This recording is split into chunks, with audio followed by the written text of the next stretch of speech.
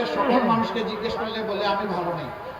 স্বাধীনতার 54 বছর হয়ে গেল, এখনো কেন আমাদেরকে শুনতে হয় আমি ভালো নেই? আমার সামনে সাংবাদিকরা দাঁড়িয়ে আছেন, যদি নীরবে নিয়ে জিজ্ঞেস করা হয় আপনি কেমন আছেন, বলে আমি ভালো নেই। কেন আপনি ভালো নেই? বলে যে আমি আমার বিবেক দিয়ে যা তুলে আনতে চাই মিডিয়া সেটা আমাকে তুলে আনতে দেওয়া হয় না, আমাকে হুমকি দেওয়া হয়, ধমকি দেওয়া হয়, সত্য খবর ছাপার জন্য আমার জীবনের উপরে অভিশাপ নেমে আসে, আমি ভালো নেই। সুতরাং সমাজে এখন বলতে গেলে কেউ ভালো নেই। এই ভালোর জায়গাটা কে তৈরি করবে? এই ভালোর জায়গাটা সেই তৈরি করবে যার সমাজের প্রতি দরদ, দায় এবং ভালোবাসা আছে।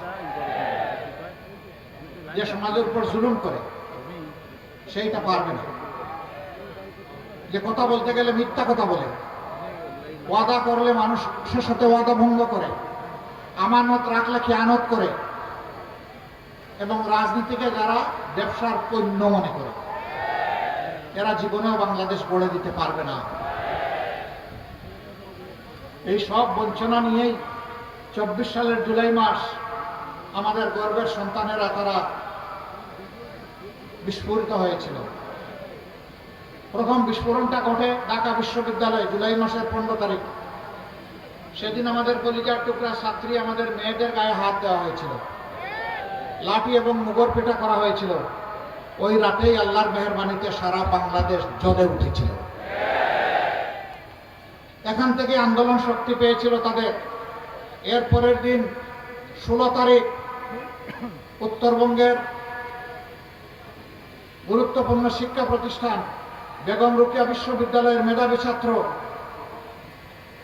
বীর মায়ের সন্তান আবু সাইদ রাস্তায় নেমে বলেছিল, হয় আমাকে অধিকার দে, না হয় আমাকে একটা গুলি দে। সে ডানা মেলে বলেছিল, বুকের ভিতরে তুমুল ঝড়, বুক পেতেছে গুলি তো।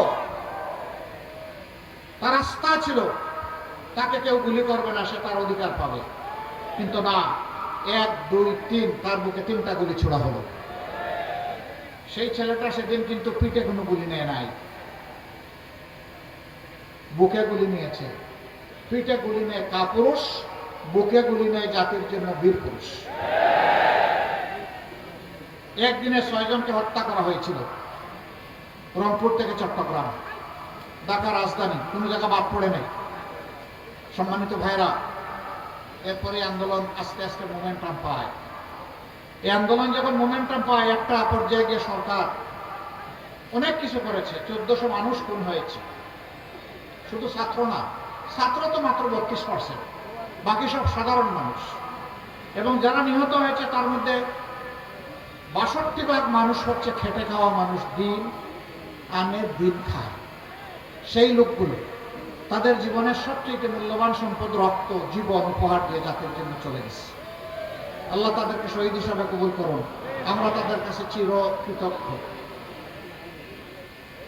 এই বাংলাদেশ এখন একটু স্বস্তির নিঃশ্বাস চায়, আর পুরানা রাজনীতি ফিরে যেতে চায় না। এই পুরানা রাজনীতি বাংলাদেশকে আগাইতে দেয় নাই, পায়ে জিঞ্জির দিয়ে আটকে রেখেছে, সামনে দৌড়ানোর সুযোগ দেয় নাই। আমরা সেই বাংলাদেশকে আল্লাহর উপর ভরসা করে পাল্টে দিতে চাই। এই সুযোগই আগামী 12 তারিখ গণভোটের মাধ্যমে পুরোনো বন্দোবস্ত রাজনীতির যা আছে এটাকে বলা হবে তুমি না, বিদায় নাও, এবং নতুন রাজনীতিকে বলা হবে হা। গণভোটে কি দিবেন আপনারা? কি দিবেন? হা মানে আজাদি, না মানে গোলামি। আজাদি না গোলামি? আজাদি না গোলামি? ইনশাআল্লাহ আমাদের প্রথম ভোট পড়বে আজাদির পক্ষে, ইনশাআল্লাহ হার পক্ষে। 2 নম্বর ভোট, যারা সরকারে গিয়ে দেশটাকে ইনসাফের ভিত্তিতে পরিচালনা করবেন। সমাজে আর কোনো বৈষম্য হবে না, চাঁদাবাজি থাকবে না, দুর্নীতি চলবে না, মামলা বাণিজ্য হবে না, নিরীহ মানুষকে হয়রান করা হবে না, মায়ের গায়ে হাত পড়বে না। সেই বাংলাদেশটা আমরা গড়তে চাই। সকলের জন্য নিরাপদ বাংলাদেশ, সকলের জন্য গর্বের বাংলাদেশ আমরা গড়তে চাই। সকলের জন্য ন্যায় বিচার আমরা কায়েম করতে চাই। সেই ন্যায় বিচারটা, যে অপরাধ করলে একজন সাধারণ মানুষের বিচারে একটা শাস্তি হবে, একই অপরাধ যদি দেশের প্রধানমন্ত্রী কিংবা প্রেসিডেন্ট করেন, তাদেরকেও ছাড় দিয়ে কথা বলা হবে না। তাদেরকেও কোনো দায় মুক্তি দেওয়া হবে না, বিচারের আওতায় আসতেই হবে। অপরাধী যিনি করেছেন তিনি অপরাধী, তার অপরাধের শাস্তি তাকে পেতে হবে। সম্মানিত ভাইয়েরা, সেই বাংলাদেশ গড়ার জন্যে, যুবকদের হাতে বাংলাদেশের চাবি তুলে দেওয়ার জন্যে 12 তারিখ আমাদের দরজায় কড়া নাড়ছে। প্রথম ভোটটি হা, দ্বিতীয় ভোটটি ইনসাফের প্রতীক দাঁড়িপাল্লা সহ 11 দলের যার যেখানে যে প্রতীক আমরা হাতে তুলে দিয়েছি সেই প্রতীক। এটা কোনো দলের প্রতীক নয়, এটা ঐক্যবদ্ধ বাংলাদেশের প্রতীক। আমরা বাংলাদেশ জামাতে ইসলামীর সরকার গড়তে চাই না, আমরা বাংলাদেশ জামাতে ইসলামীর বিজয় চাই না, আমরা 18 কোটি মানুষের বিজয় চাই। জাতি, ধর্ম, দল, মত নির্বিশেষে সব কয়টি নাগরিকের বিজয় চাই। সেই বিজয়ের লড়াই আগামী 12 তারিখ ইনশাআল্লাহ। আপনারা ইনসাফের প্রতীক দাঁড়িপাল্লার পক্ষে থাকবেন। এখানে যেহেতু অন্য কোনো প্রতীক নাই, এই জন্য আমি এটা বললাম। অন্য জায়গায় যেটা আছে সেখানে তাই বলবো ইনশাআল্লাহ। এবার আমি এই প্রতীক দাঁড়িপাল্লা প্রতীক আমি এক এক করে 2 আসনের ভাইদের হাতে তুলে দেব।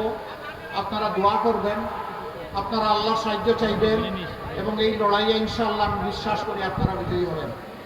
আমি কথা দিচ্ছি, আপনারা যদি আমাদের উপর আস্থা রাখেন, ইনশাআল্লাহ আমরা যদি সরকার গঠনে সক্ষম হই, আমরা ইনশাআল্লাহ আপনাদের আস্থার প্রতিদান দেব। আজকে যে দাবিগুলো এখানে উচ্চারিত হয়েছে, একটি সমাজকে এগিয়ে নেওয়ার জন্য তাকে অস্বীকার করার কোনো উপায় নেই।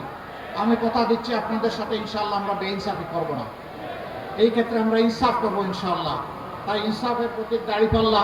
প্রথমেই নড়াইল 1 আসনের সংসদ সদস্য পদপ্রার্থী ডান দিকে আসবেন,